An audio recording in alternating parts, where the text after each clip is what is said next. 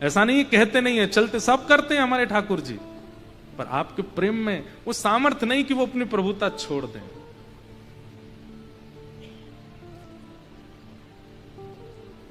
सूरदास जी में वो सामर्थ्य थी, इसलिए ठाकुर जी बोलते थे। कुंभन दास जी, उनकी लीला हम सुनते हैं। ठाकुर जी नित्य कुंभन दास जी के यहां जाते थे। कुंभन दास जी का ना तो घर अच्छा था, कुंभन दास जी का ना परिवार में संपत्ति थी, लेकिन फिर भी ठाकुर जी रोज जाते थे। और कुंभन दास जी का नाम ठाकुर जी ने रखा था कुंभना। रोज बोले, ए कुंभना मेरे संग खेल ले। और ये ज्यादा नहीं, इसी कलिकाल की घटना है, ठाकुर जी खेलते थे।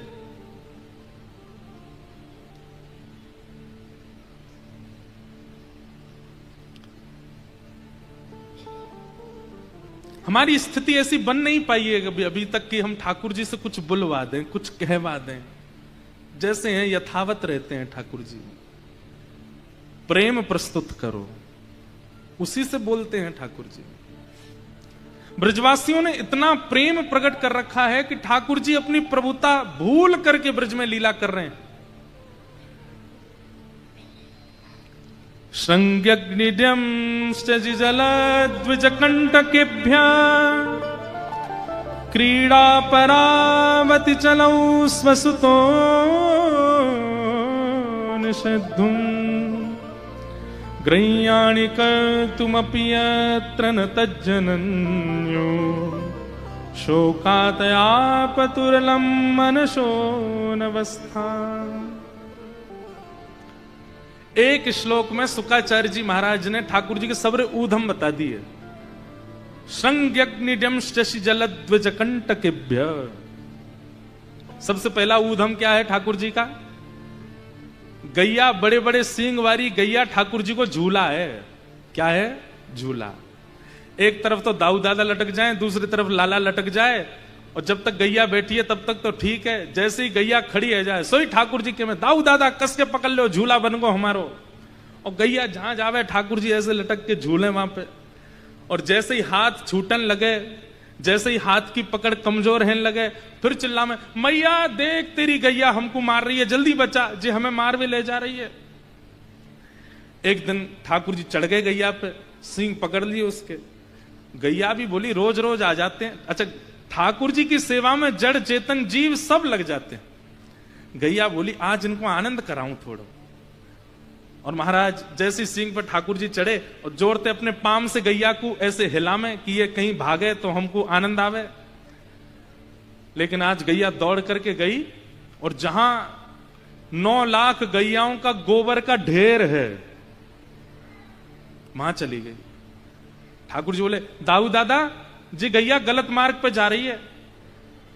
दाऊ दादा यहां गिर गए तो हम तो गोबर में डूब जाएंगे। और वहां जाकर के गैया ने जोर जोर से अपने सींग और हिलाए।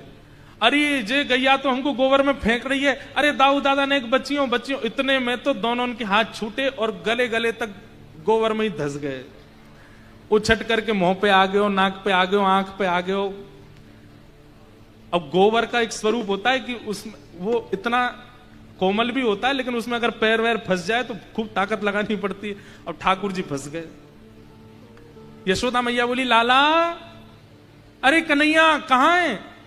ठाकुर जी गोबर में से चिल्ला रहे, मैया यहां हूं। बोले, मुझे तो दिखना रहो। अरे मैया गोबर के पास आ। जैसे ही मैया गई तो गोबर में इतने इतने धसे हुए ठाकुर जी। मैया बोली, राम राम राम, इतना नभाऊं तो को इतना धुवाऊं, ऐसा सुंदर बनाए के रखूं, कारो तो वैसे ही है तू, और फिर भी तेरा इतना श्रृंगार करूं, लेकिन तू माने ना जब गोबर में ही आके खेले। मुझे तो लगे लाला तू पूर्व जन्म को सूकर दिखे।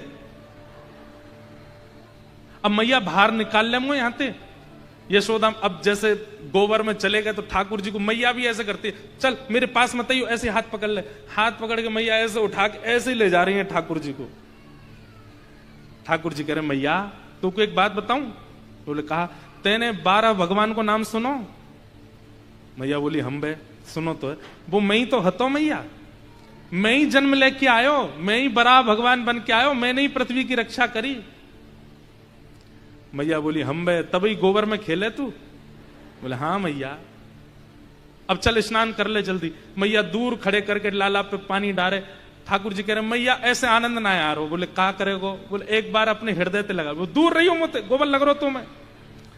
ठाकुर जी के मैया ऐसे सुख ना मिलेगो। ठाकुर जी दौड़ के गए, मैया से ऐसे अंग लगा के और अपना अंग ऐसे करने लगे मानो पूरा गोबर मैया पे लगा दिया। बोले अब मैया संग संग नहाएंगे, दोनों स्नान करेंगे। ऐसा सुख ठाकुर जी देवे यशोदा मैया को। द्यमष्टि, इतनी सुंदर लीला है द्यमष्टि की। ठाकुर जी क्या करते हैं? रोज का क्रम है ठाकुर जी का। जो बछड़ा बछिया जन्मे हैं गौशाला में, सवेरे उठते ही ठाकुर जी उनके पास जाते हैं। और जिनका 4 दिन पहले 10 दिन पहले जन्म हुआ है, उन बछड़ा बछिया के मुंह खोल के उनके दांत गिनते हैं, फिर अपने गिनते हैं कितने आ गए, मेरे ज्यादा कि या के ज्यादा। और फिर रोते रोते मैया के पास जाए, मैया मैया मैया। बोले का भयो? देख वह बछड़ा है, देख मैया मैं 3 साल को है को, और वो 10 दिन पहले जन्म हुआ के मुंह ज्यादा दांत आ गए निकर के, मेरे ना निकरे। मैया बोली लाला तू मक्खन खावे, दूध ना पीवे, दूध पीवे ते दांत आमे, तू दूध पियो कर। ठाकुर जी दूध पीते हैं, चोटी पकड़ के दूध पीते हैं। मेरी चोटी बढ़ेगी, मेरे दांत निकरेंगे। संग यज्ञ जम शशि जलद द्विजकंटकेभ्य। ब्राह्मणों के साथ लीला करते हैं, क्रीड़ा करते हैं। सब ठाकुर जी की लीलाएं बड़ी मधुर हैं। कि वत्सान मुंचन क्वचिद समय क्रोश संजात हास। गोपियां जाकर के ठाकुर जी की शिकायत करती हैं, मैया तुम्हारो लाला ऐसो करे ऐसो करे ऐसो करे। मैया सबरी गोपीन ते कह दे जब तक मेरो लाला रंगे हाथ नहीं पकड़ो जाए मुझे शिकायत मत करियो। रंगे हाथ पकड़ो आके मुझसे शिकायत करो। सबरी झूठी झूठी बात बना में आके। हमारे पूज्य पिताजी महाराज एक भाव गाते हैं कि ये गोपियां उल्हाने लेकर के कृष्ण दर्शन के बहाने से जाती हैं। प्रेमी का एक स्वभाव होता है कि वो अपने प्रियतम को देखने के लिए बहाना ढूंढता है कि क्या बहाना दूं। ये सब गोपियां उल्हाने लगाती हैं और उल्हाने लेकर के जाती हैं यशोदा मैया के पास। देखे बिन कान्हा जब मन नाही माना, इन आंखों से आज हमने ब्रह्म पहचाना है। कृष्ण चरण कमलों में मन को लगाना, इन गोपियों का ताना ये उल्हाना तो बहाना है। बहाने बना करके गोपियां जाती हैं, अपने घर घर की बात कहती हैं, बड़ा चढ़ा करके बोल देती हैं अब लाला तो छोटो सो सफाई दे ना सके। यशोदा मैया डांटने के लिए ठाकुर जी को बुलाती हैं, गोपियां दर्शन कर लेती हैं। एक बात समझने की है, ठाकुर जी केवल 3.5 वर्ष के हैं और 3.5 वर्ष के ठाकुर जी में गोपियों को प्रियतम का दर्शन होता है। इससे यह बात स्पष्ट होती है कि ये वो प्रेम नहीं है जिस प्रेम को आप लोग और हम लोग देखते हैं। ये काम लीला नहीं है, ये स्वच्छंद प्रेम है। 3.5 वर्ष के बालक के प्रति कैसे हो सकती है ऐसी भावना, लेकिन गोपियों की है। गोपियां आकर के मैया से बात करती हैं, मैया लाला को डांटती हैं, गोपियां देख करके चली जाती हैं। इस प्रकार अनेक ठाकुर जी की बाल लीला। एक दिन दामोदर लीला हुई, 2 वृक्षों को स्पर्श कर दिया, दोनों टूट के गिर पड़े। कुबेर के पुत्र नलकुवर मणिग्रीव प्रकट हो गए। वाणी गुणानुकथने श्रवणौ कथायाम, हस्तौ चकर मसुमनस्तव पादयोर्नः, स्मृत्याम शिरस्तव निवास जगत प्रणामे, दृष्टि सताम दर्शनेस्तु भवत्तनूनाम। स्तुति गाई, बहुत ध्यान से सुनिएगा। कुबेर के पुत्र नलकुवर मणिग्रीव को शाप लगा था, इस कारण से वो वृक्ष बन गए थे, लेकिन आज भगवान के स्पर्श से मुक्त हो गए। दोनों ने भगवान की स्तुति गाई और स्तुति गा करके क्या कहते हैं कि हे नाथ, हमारी वाणी आपके गुणानुवाद गावे, हमारी दृष्टि आपका दर्शन करे, हमारे कान आपको श्रवण करें, हमारे हाथ आपकी सेवा करें, चरण आपकी प्रदक्षिणा करें। और यदि आपका दर्शन संभव ना हो तो भवत्तनु नाम, आपके जो तनु, तनु कहते हैं पुत्रों को, तो भगवान के तनु कौन है? भगवत कथा गाने वाले, भगवत भाव में रहने वाले, भगवत भेष में रहने वाले, भगवत स्वभाव को धारण करने वाले जितने भी वैष्णव हैं, ये भगवत तनु हैं, भगवान के बालक हैं। नलकुंवर मणिग्रीव कहते हैं आप ना दिखो तो कम से कम आपके तनु, आपके वैष्णवों का दर्शन हमको होता रहे, ऐसी हम पर कृपा हो। बंधु एक बात मानिएगा हमारी, आप श्री राधा रमण जी दर्शन करने जाते हैं, जैसे ही कपाट खुलते हैं, दर्शन खुलते ही सबकी भुजाएं खड़ी हो जाती हैं, मुख से जय जय श्री राधे, राधा रमन लाल की जय आदि आदि सब उद्घोष होता है। जैसी उत्सुकता, जैसी तत्परता और जैसी व्याकुलता भगवत दर्शन में होती है, वैसी तत्परता, उत्सुकता और व्याकुलता यदि भगवत जनों के दर्शन में हो जाए तो ठाकुर जी बड़े प्रसन्न होते हैं। मान लो आप एयरपोर्ट पर हैं और तभी कोई वैष्णव दिख जाए, और वैष्णव देख करके तुरंत आपने अपने चप्पल उतारी, जूते उतारी, नहीं विचार किया कि देख रहे हैं लोग, तुरंत नतमस्तक हो गए, दंडवत किया, प्रणाम किया। आप भले ही उनको जानते भी नहीं है, लेकिन केवल उनका भगवत भेष देख करके इतनी तत्परता आपके चित्त में आ जाए, ये ठाकुर जी को बहुत प्रिय लगती है। हमारे अष्ट सखा कहते हैं, भगतन में मति, भगतन में गति, भगतन में मति, संत चरण रज सदा लुभाने, संत चरण रज सदा लुभाने, जब अपनों करी जाने गिरधर, जब अपनों करी जाने। गिरधर ने आपको अपना लिया, ये कब जानो? बोले भगतन में मति, भगतन में गति, संत चरण रज सदा लुभाने, गिरधर जब अपनों करी जाने। वैष्णव भेष, वैष्णव भाव वाले के प्रति आपकी पूर्ण तत्परता है, पूर्ण उसके प्रति समर्पण की भावना है, समझो ठाकुर जी ने आपको स्वीकार कर लिया है। भगवत जनों के प्रति आपकी निष्ठा नहीं है, केवल ठाकुर जी की सेवा पूजा पाषाण सेवा में ही लगे रहते हैं, ठाकुर जी उससे प्रसन्न नहीं होते। भगवत जनों के प्रति आपकी निष्ठा, उससे ठाकुर जी बड़े प्रसन्न होते हैं, ठाकुर जी को प्रिय लगता है। नलकुंवर मणिग्रीव ने यही मांगा कि आपके जनों के प्रति हमारी ऐसी निष्ठा हो जाए नाथ। भगवान ने उनको मुक्त किया। यशोदा मैया ने उखल में बांधा था ठाकुर जी को, वृक्षों के गिरने की आवाज आई तो दौड़ करके गई, ठाकुर जी को मुक्त किया और मन में विचार किया कि अब हम गोकुल में नहीं रहेंगे, जाद नाते लाला भयो, कोई ना कोई पीड़ा आवे, अब यहां से चलेंगे। और सब ब्रजवासियों के सहित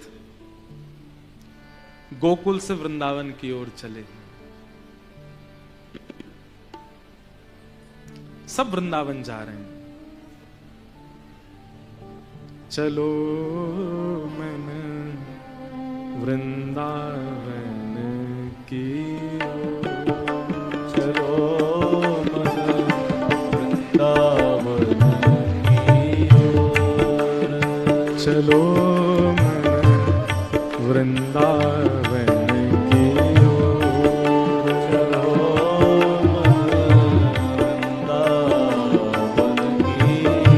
वृंदावन वृंदावन की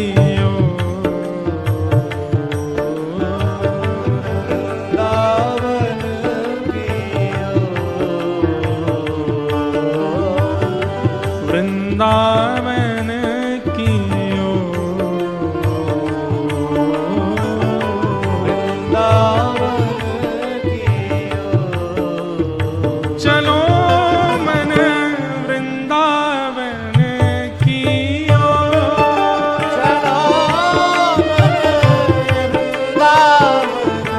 की चलो मन वृंदावन की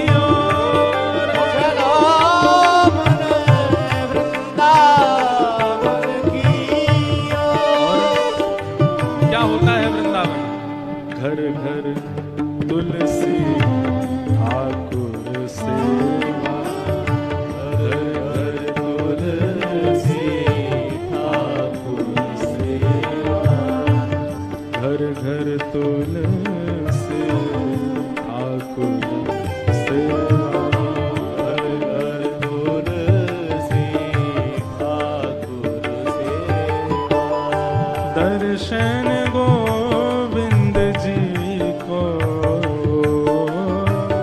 दर्शन गोविंद जी को, दर्शन गोविंद जी को, दर्शन गोविंद जी को।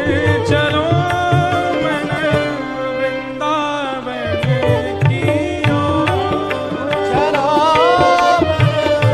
वृंदावन की ओर, चलो मन वृंदावन की ओर, चलो वृंदावन की वृंदावन वृंदावन वृंदावन रहो रे, वृंदावन रहो रे, वृंदावन वृंदावन वृंदावन रहो रे,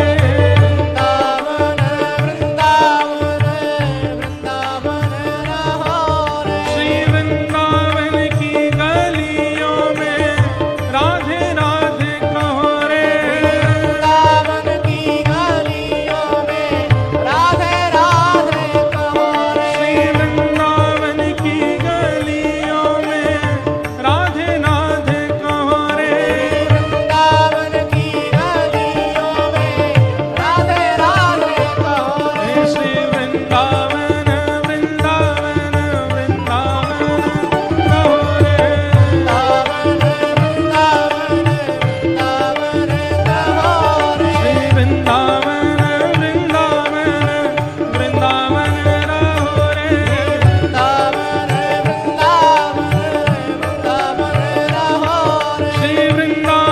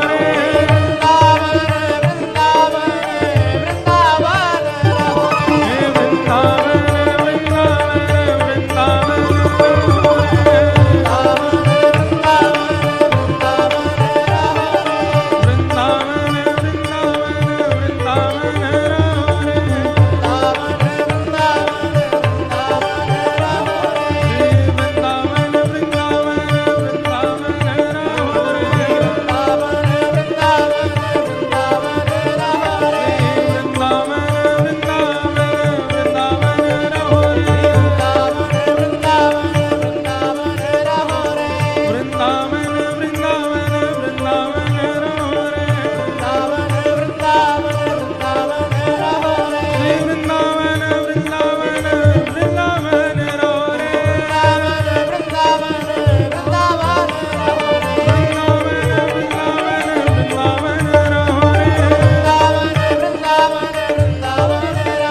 श्री वृंदावन वृंदावन वृंदावन रहो रे,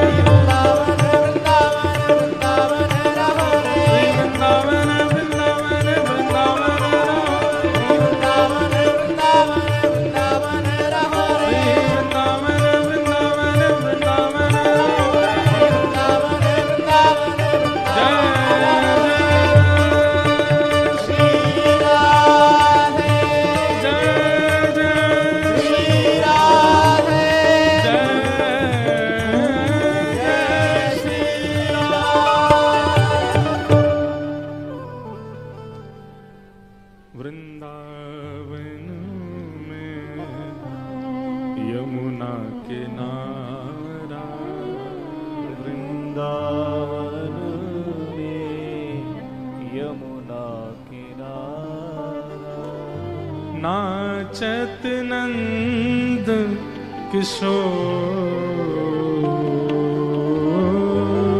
नाचत नंद किशोर, नाचत नंद किशोर, नाचत नंद किशोर। चलो मन वृंदावन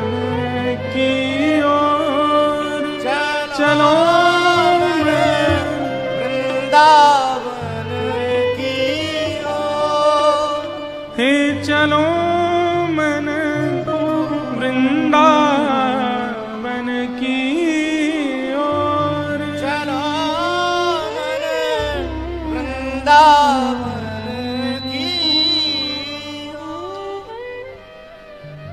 वृंदावनम संप्रविश्य सर्वकाल सुखावहम।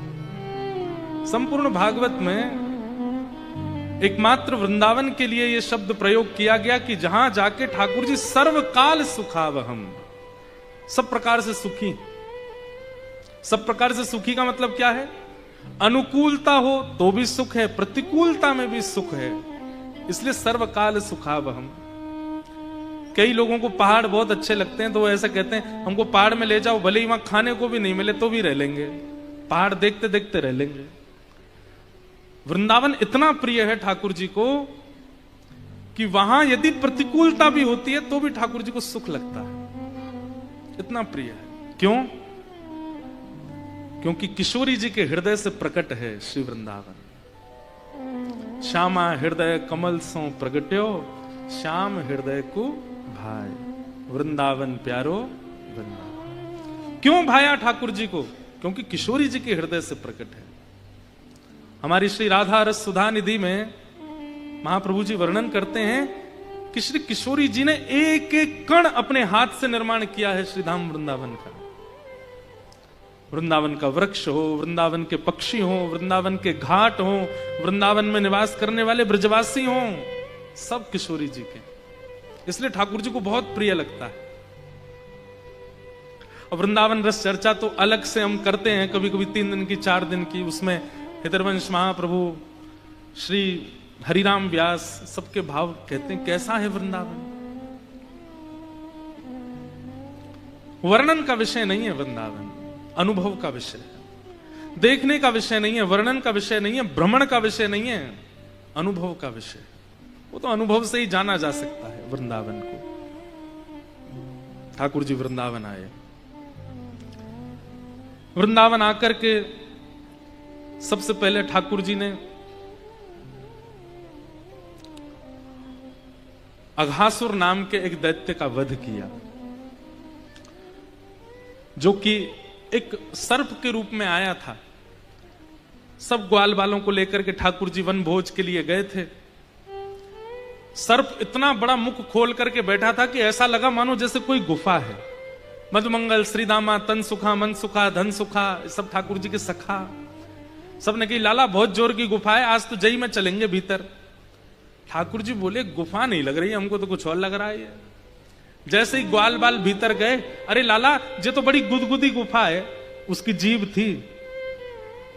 ठाकुर जी ने जैसे प्रवेश किया, अघासुर ने अपना मुख बंद कर लिया और अपने उदर से विष निकाल करके उनको मारने लगा सबको। सब मूर्छित हो गए। ठाकुर जी तुरंत उसके कंठ में गए, अपने शरीर को इतना विशाल किया, बीच में से उसका विध्वंस कर दिया और सब ग्वाल बालों की रक्षा हुई।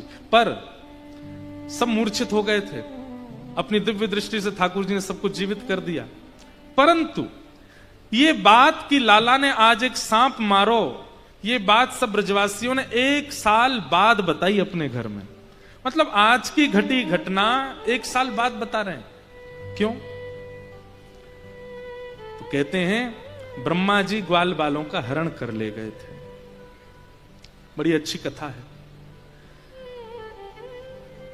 कि विभ्रद वेणुम जठर पटयो श्रांग वेत्रे चकच्छे वामे पाणे मृषण कवलम तत्फलम लांगुलीषु तिष्ठन् मध्ये स्वपन सुहितो हासयन् निर्मभिस्वे स्वर्गे लोके मिशति विभुजे यज्ञ भोग बाल के लिए। ध्यान से सुनिएगा। ठाकुर जी वन भोज कर रहे हैं, पिकनिक कर रहे हैं। कभी नहीं मृषण कवलम तत्फलम लांगुलीषु। ठाकुर जी अपनी उंगलियों के मध्य में अलग अलग भिन्न भिन्न अचार रखते हैं। एक में आम का अचार, इसमें नींबू का अचार, यहाँ टेटी का अचार, मिर्च का अचार, और अपने बीच के हस्तकमल के भाग में ठाकुर जी चटनी रखते हैं और एक हाथ में रोटी का कवल लेते हैं। एक बार पाते हैं, फिर एक अचार चाटते हैं, फिर पाते हैं, फिर कोई सखा से कहते हैं, अरे तू कौन सी सब्जी बना के लाया? बोले बैगन की है, मुझको खवा। उसके हाथ से खाते हैं, फिर अपनी रोटी खाते हैं, फिर कोई चटनी चाटते हैं। तू कौन सी सब्जी लेके आया? कौन सी कड़ी लेके आया? तू पवा। कभी कभी सेवा में बहुत व्यवस्थित थाली नहीं लगानी होती। कभी कभी ऐसा भाव रखो, आज ठाकुर जी वन भोज करेंगे, तो वन भोज में कैसे? एक बड़ा रोटला, उसी के बीच में चटनी, एक तरफ सब्जी, एक तरफ दाल, रोटी के ऊपर ही। कभी कभी ठाकुर जी को वन भोज के भाव से ऐसे भोग लगाओ। ठाकुर जी पा रहे हैं प्रेम से। प्रसिद्ध कथा है कि मधुमंगल छुप करके कड़ी पी गया था। बासी कड़ी थी, खट्टी कड़ी थी, लेकिन सब ग्वालान ने ठाकुर जी से जाके कही, लाला बड़ो चतुर है मधुमंगल। बोले क्यों? कड़ी बना के लायो, कोई और खा नहीं ले, हमारे चुपचाप खा रहा हो एकांत में बैठ के। ठाकुर जी बोले दारी के बताऊं अभी। दौड़ के गए, अरे मधुमंगल। मधुमंगल मुंह से लगाए पूरा घड़ा पी रहा था कड़ी का, और जल्दी जल्दी पी रहा था कि कहीं बच नहीं जाए, ठाकुर जी पाएंगे तो खट्टा कड़ी है, उनको लगेगा।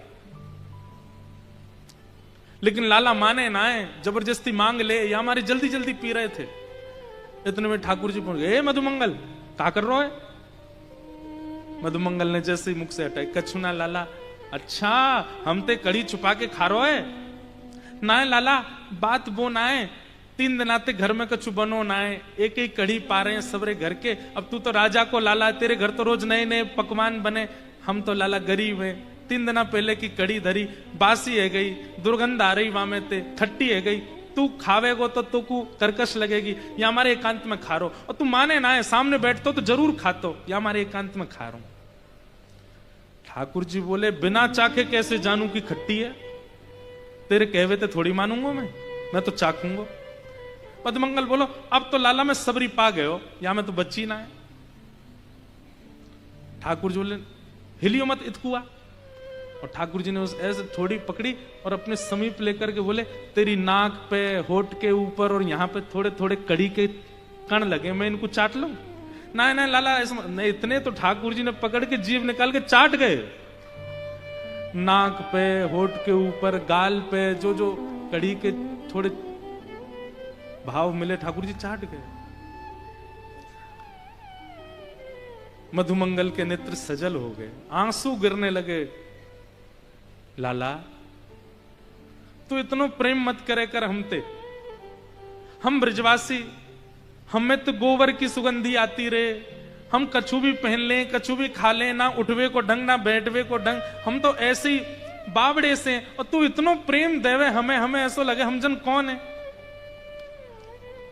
ठाकुर जी बोले, ये भेद बता के तू मुझको अलग काहे को कह रहा है? अरे मैं हूं ब्रजवासी हूं, मैं हूं तेरे जैसा हूं।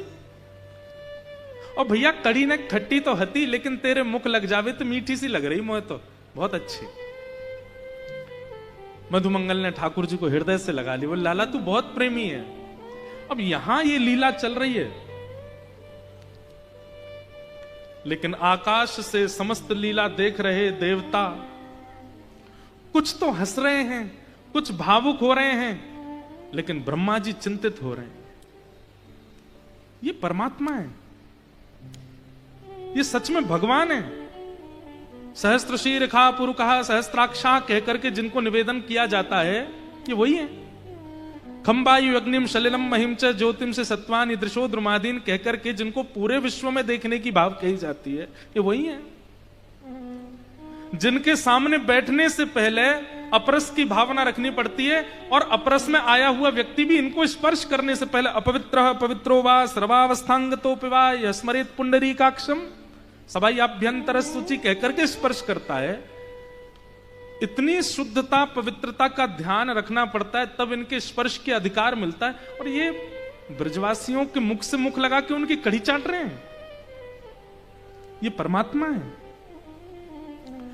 ये प्रसंग जब मैं सोचता हूं ना, तो मेरे मन में आती है, जब ब्रह्मा की मति घूम सकती है तो मानवों की क्यों नहीं घूमेगी। कई बार लोग बोल देते ना, ठाकुर जी ने रास किया, ये रास कोई भगवान करते हैं? ठाकुर जी ने चोरी करी, चोरी कोई परमात्मा करता है? आजकल बड़े बड़े इन्फ्लुएंसर भी हैं, वो भी बोलते हैं गोपाल जी की सेवा करते हैं, गोपाल जी को यूं करते हैं। अरे वो परमात्मा उसको झुनझुना दिखाते हैं, उसके सामने ऐसा करते हैं लोग वृंदावन जाने वाले। आपकी गलती नहीं है, हमारा निर्माण करने वाले ब्रह्मा की भी मति घूमी थी, तो हमारी घूम जाए तो कोई बड़ी बात नहीं है। ठाकुर जी की लीला में संशय उत्पन्न होना ही सामान्य बात है, ब्रह्मा को भी हुआ। लेकिन प्रेम लक्षणा भक्ति यदि चित्त में है तो संशय नहीं होगा, स्वीकार होगा।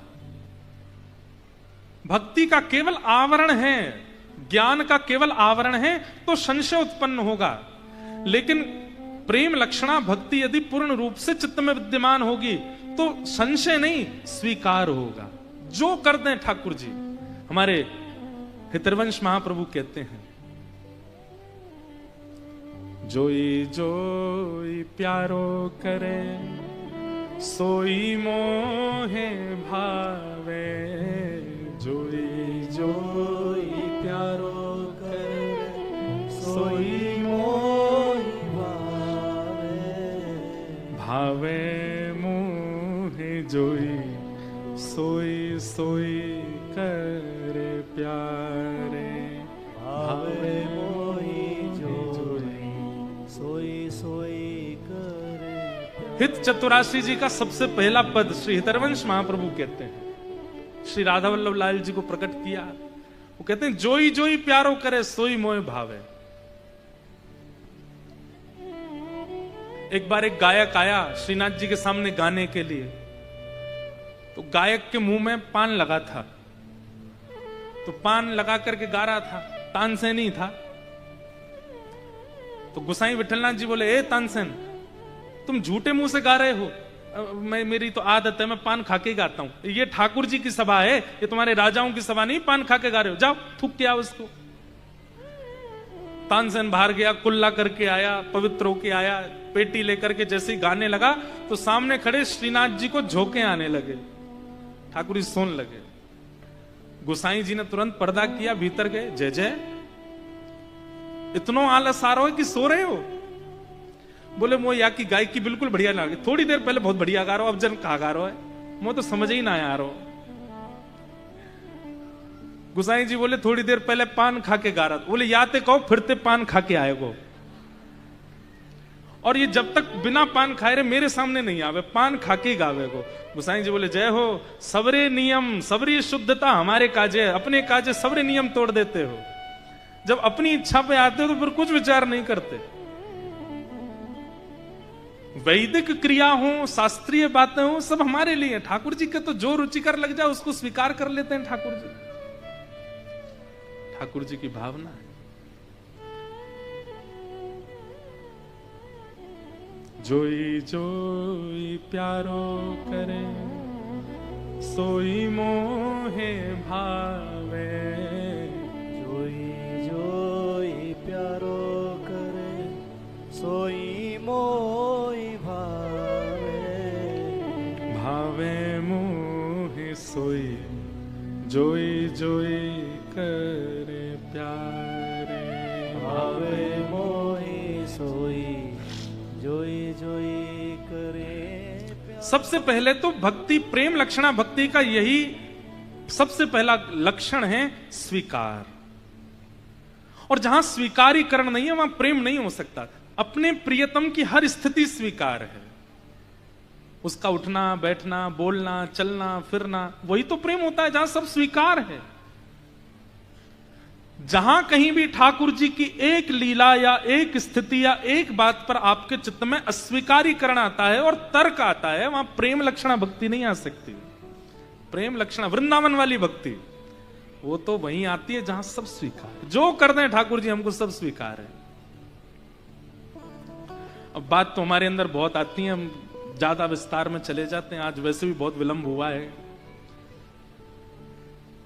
ब्रह्मा जी को मोह हो गया, उन्होंने कहा कि ये परमात्मा नहीं है, ठाकुर जी के ग्वाल बालों का हरण करके ले गए। ठाकुर जी ने ग्वाल बालों का रूप धारण किया। 1 साल तक ठाकुर जी ही ग्वाल बाल बन के घूमते रहे।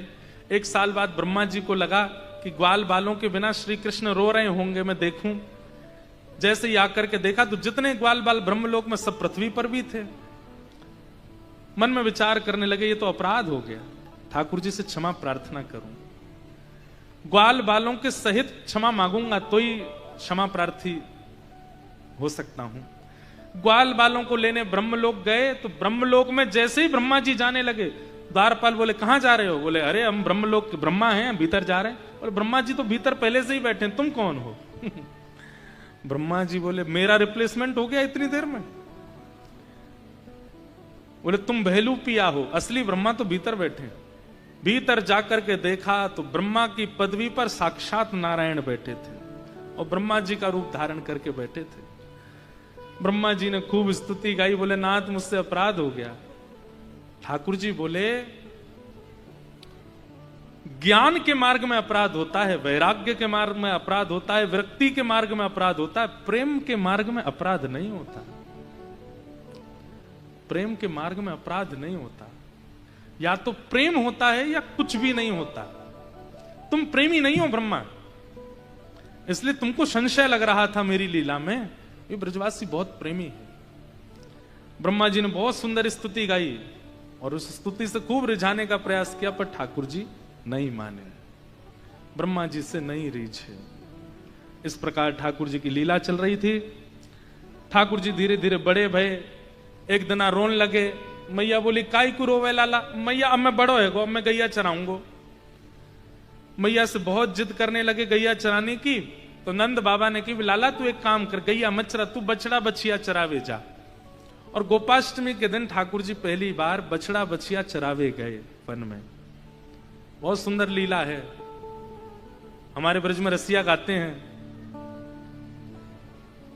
मैया खोल दे किवड़िया, लाला आयो गाय चराए। ठाकुर जी गैया चराने गए।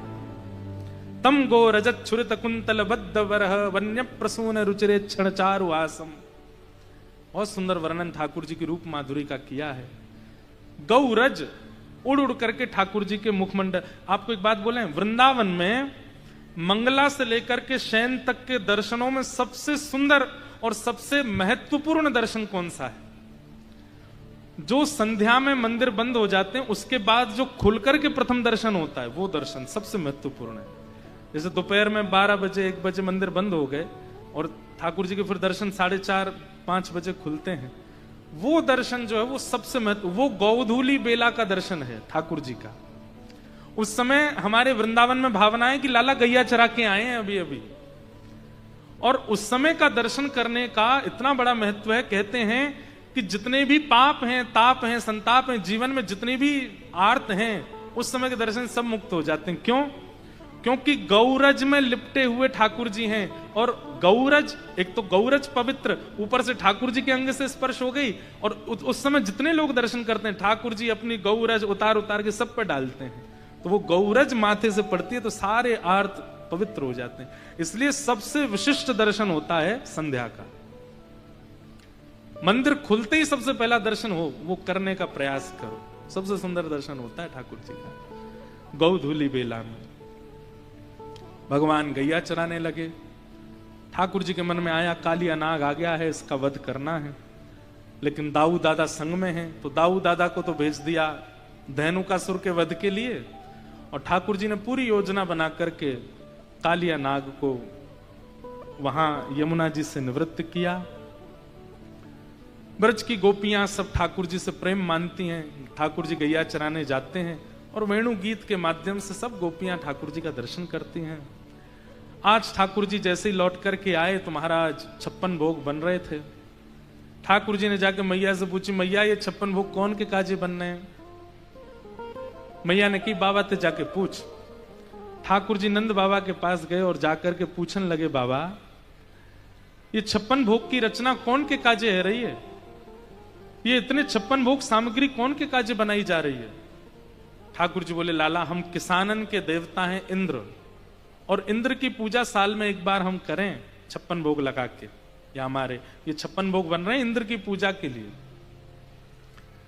ठाकुर जी ने नंद बाबा से कही, बाबा अगर हम इंद्र की पूजा केवल इसलिए करते हैं क्योंकि हमारी खेती बाड़ी बनी रहे, अतिवृष्टि अनावृष्टि ओलावृष्टि नहीं हो, तो खेती तो सूर्य नारायण की कृपा से भी हो रही है। अगर सूर्य प्रकाशित नहीं करेंगे तो फिर खेती कैसे होगी?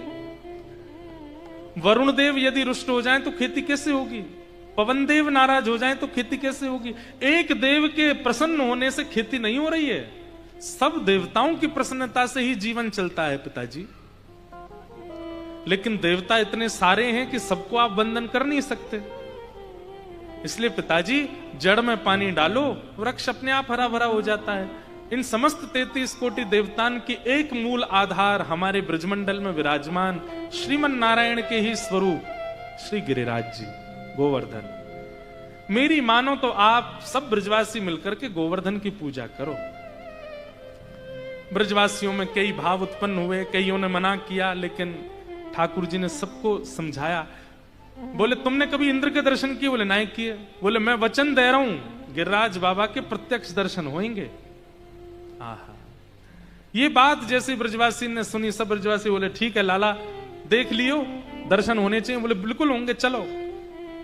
और सब ब्रजवासी को लेकर के ठाकुर जी गोवर्धन गए। आहा, गिरिराज धरण प्रभु तुम्हारी शरण, गिरिराज धरण प्रभु तुम्हारी शरण, गिरिराज धरण प्रभु तुम्हारी शरण, गिरिराज धरण प्रभु तुम्हारी शरण, तुम्हारी शरण गिरिधर तुम्हारी शरण, तुम्हारी शरण गिरिधर तुम्हारी शरण, तुम्हारी शरण गिरिधर तुम्हारी शरण, तुम्हारी शरण गिरिधर तुम्हारी शरण, गिरिराज धरण प्रभु तुम्हारी शरण, गिरिराज धरण प्रभु तुम्हारी शरण, ओ रखो लाज हमारी प्रभु गोवर्धन, प्रभु लाज हमारी प्रभु गोवर्धन, रखो लाज हमारी प्यारे गोवर्धन, रखो लाज हमारी प्यारे गोवर्धन, गिरिराज धरण प्रभु तुम्हारी शरण, गिरिराज धरण प्रभु तुम्हारी शरण, ओ गिरिराज धरण प्रभु तुम्हारी शरण, गिरिराज धरण प्रभु तुम्हारी शरण। सब ब्रजवासियों के सहित ठाकुर जी गोवर्धन पहुंचे। बंधुओं, एक बात किसी ने मुझसे पूछी कि ठाकुर जी को इंद्र पूजा से इतनी दिक्कत क्यों हो गई? दिक्कत नहीं हुई है, ध्यान से सुनिएगा। जिससे प्रेम होता है उसका हित हो, ऐसी भावना सदा चित्त में रहती है। ब्रजवासी उस देव को पूजन कर रहे हैं जो देव भाग्य नहीं बदल सकता, जिसमें भाग्य बदलने की सामर्थ्य नहीं है। और ब्रजवासियों की पूजा करने से वो देवता अपनी पदवी का और ज्यादा अहंकार उसके चित्त में आता जा रहा है। और जिसके अंदर अहंकार आवे, जिसमें भाग्य बदलने की सामर्थ्य ना हो, ऐसे देव को वंदन करने की आज्ञा नहीं है। बंधुओं, देव सब हैं, प्रणम्य हैं सब, पर सबकी पूजा नहीं होती है। इसलिए हमारे शास्त्रों में पंचदेव पूजन की आज्ञा की गई, और उनमें श्री नारायण ही गिरिराज जी हैं, गोवर्धन हैं, उनकी पूजा की आज्ञा की गई है। ये ब्रजवासी जाते हैं, इंद्र की पूजा करते हैं। इंद्र कोई भाग्य नहीं बदलता, बल्कि और मानी हो जाता है इनके पूजा से। इसलिए ठाकुर जी चाहते हैं कि ऐसे का वंदन हो जिससे भाग्य में परिवर्तन आवे। हम सबके भाग्य निश्चित हैं, पर देव पूजा और इष्ट पूजा से भाग्य में परिवर्तन आता है। इसलिए ठाकुर जी चाहते हैं कि भाई ये लोग सब, अब एक और बात है, हमारे ब्रज को भाव ऐसा है कि ठाकुर जी को तो ये कभी प्रणाम करने वाले हैं नहीं, स्वयं भगवान इनके साथ खड़े हैं, लेकिन ये सब ठाकुर जी को प्रणाम नहीं करेंगे। लेकिन ठाकुर जी को प्रणाम करने की जो इतनी विधि बताई गई शास्त्रों में, वो लागू कैसे होगी? तब ठाकुर जी बोले एक मेरा प्रतिनिधि स्वरूप बनाना पड़ेगा ताकि ये उनको प्रणाम करें, मोह तो प्रणाम करेंगे नहीं। ठाकुर जी खूब कहते हैं मैं जय जय हूं, मोह प्रणाम करो। मधुमंगल सीतामा के दोबारा बोलियो लाला कौन है तू? बोले जय जय हूं मैं। चल बात मत बनावे, जय जय आयो, कौन देव को स्वामी है तू? हम तो ये वंदन ना करेंगे, तू तो हमारो लाला है। इसलिए ठाकुर जी विचार कर रहे हैं कि इन ब्रजवासियों को एक बार प्रणाम करवाना है, और वो मुझे नहीं करेंगे, इसलिए क्या करें? तो एक प्रतिनिधि स्वरूप में श्री गिरिराज वहां लेकर के गए। सब ब्रजवासी बोले लाला तेने तो कही कि गिरिराज बाबा दर्शन देगो, अभी तक तो आयो नहीं। ठाकुर जी बोले परिक्रमा तो लगाओ। परिक्रमा लगाई, मानसी गंगा स्नान कियो, पंचामृत अभिषेक कियो, 56 भोग पधराए, इत्र लगा करके श्रृंगार करके गिरिराज शिला को जैसे ही नेत्र बंद करके सब ब्रजवासी बैठे, इतने में ही नेत्र खोल करके देखा तो 4 भुजा वाले श्री गोवर्धन नाथ प्रकट है गए हैं। बोलो गोवर्धन नाथ की। आहा, एक बहुत सुंदर पद है, यह लीला सब करत कन्हाई, यह लीला सब गाओ, सब करत कन्हाई। ताली मत बजाओ, ऐसे ही गाओ। ये पद पता है कौन गा रहे हैं? ये किशोरी जी गा रही हैं, श्री राधा रानी गा रही हैं। राधा रानी ने जैसे ही देखे गिरिराज बाबा प्रकट हो गए तो दूर खड़ी खड़ी किशोरी जी कह रही हैं कैसी लीला है। एक रूप से तो वहां पे देवता बन के बैठे हैं और एक रूप से पुजारी बन के खड़े हैं नीचे। एक रूप सो गिरिधर पूजे, एक रूप सो गिरधर पूजे, एक रूप पुजवाए, एक पुजवाई। यह लीला सब करत कन्हाई, यह लीला सब करत कन्हाई। और किशोरी जी के नेत्रों में छोटे छोटे प्रेमाश्रु आ रहे हैं। क्यों? ठाकुर जी बोले अरे गिरिराज बाबा प्रकट है गयो। सब ब्रजवासी दंडवत प्रणाम करने लगे। अरे लाला तेने सांची कही, देख सच में गिरिराज बाबा प्रकट है गो।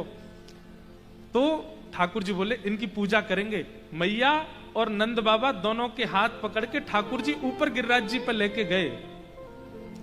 सोचो, अपने माता पिता से अपनी पूजा करवा रहे हैं और ठाकुर जी कह रहे हैं बाबा जी गिरिराज जी तो तुम नीचे लुढ़क मत जाइए, तुम एक तरफ खड़े हो जाओ, तुम लोग मोह स्पर्श कर दो, मैं इनकी पूजा कर दूंगा। ये देख करके तो किशोरी जी और आनंदित हो गई, अपनी पूजा खुद ही कर रहे हैं। रोली लेते हैं ठाकुर जी और श्री गिरिराज गोवर्धन नाथ जी को लगा रहे हैं। पूछ रहे हैं बाबा तिलक लगाए दूं? ठाकुर जी ही हैं दोनों तरफ। ठाकुर जी कह रहे हैं हाँ लगाए दो। तिलक लगायो। फिर यशोदा मैया मौन थार बना के लाइए। सो ठाकुर जी कह रहे हैं नेक मुंह खोल लो, मौन थार खा लो।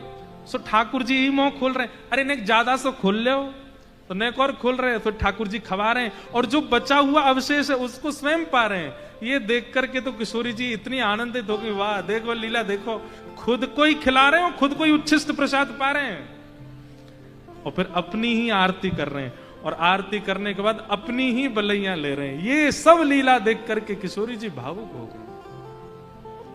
यह लीला सब करत कन्हाई, यह लीला सब करत कन्हाई। और अब ठाकुर जी लेकर के गए ब्रजवासियों को, तो सब ठाकुर जी से ही पूछ रहे हैं लाला कैसे पूजा करनी है, कहाँ पवानो है, सब बताओ। तो ठाकुर जी मॉनिटर बन के खड़े हैं गिरिराज बाबा के नीचे और सबरी सखीन ते कह रहे हैं कहा बना के लाइए, पहले मोह दिखा। तो गोपी दिखावे, देख हम तो मीठी मठरी बनाए, देसी घी में नाय बनाइए तेने, ले जाए वापस। गिरिराज बाबा नाय पावे को, अरे लाला ने कैसे मत करे, पवाए दे। अच्छा ठीक है चली जा, एक पवैयो बाकी मोह दे दियो सबरी लाई के ऊपर पवाया। आहा सब सो कहत जाए जिमाओ, सब सो कहत जाए जिमाओ, आपुन बैठ पवाई, आपुन बैठ पवाई। सब ब्रजवासियों से कह रहे हैं जाके इनको जिमाओ, और खुद ही ऊपर बैठ के पा भी रहे हैं। यह लीला सब करत कन्हाई, यह लीला सब करत कन्हाई। अंत में ठाकुर जी किशोरी जी के पास गए, हे श्यामाजू आप न जाओगी गिरिराज बाबा को पूछवे, देवता प्रकट भयो हमारे ब्रज में। किशोरी जी बोली मैं सब जानू तुम्हारी लीला। खुद ही ज्यादा सो श्रृंगार करके ऊपर बैठ गए और नीचे ठाकुर जी बोले या बात को गुप्त रहने दो, बोलियो मत, नहीं तो सबरे पकड़ लेंगे मोए। ब्रजवासी इतने सीधे। मधुमंगल श्रीदामा बोले लाला जे देवता बिल्कुल तेरे जैसा लगे, देखियो या कि आंख नाक कान होठ सब तेरे जैसे हैं। ठाकुर जी बोले मैं गैया चरावे आऊं ना गिरिराज जी पे, मेरी गैया को दूध ये देवताऊ पीवे और मैं पीऊं, एक ही गैया को दूध पीवे तो शक्ल मिले हमारी। श्रीदामा बोलो जे कोई बात है, एक गैया को दूध पीवे तो कोई शक्ल मिले? क्यों तेने और तेरी बहन ने एक ही मैया को दूध पिया, दोनों की शक्ल मिले कि ना? मधुमंगल बोलो हम बे लाला मिले तो है, ऐसे ही मेरी और गिरिराज जी की शक्ल मिले। मधुमंगल बोलो लाला गैया को दूध तो बछड़ा भी पीवे, हमारी शक्ल बातें तो मिली नहीं आज तक। ठाकुर जी बोले अब बात मत बनावे, चल जितनी बताइए उतनी मान ले। ब्रजवासी इतने भोले हैं, इतने सीधे हैं कि ठाकुर जी छोटी छोटी बात का तर्क देते हैं, ब्रजवासी मान भी लेते हैं, हम ऐसो ही होएगो। सब ब्रजवासी नाच रहे हैं, गा रहे हैं, उत्सव मना रहे हैं, 56 भोग बैठ करके श्री गोवर्धन नाथ जी पा रहे हैं। अब ठाकुर जी ने नख पे गिरिराज जी धारण किए, वो लीला तो हम कल सुनाएंगे, क्योंकि आज समय बहुत ज्यादा हो गया, आज विलंब भी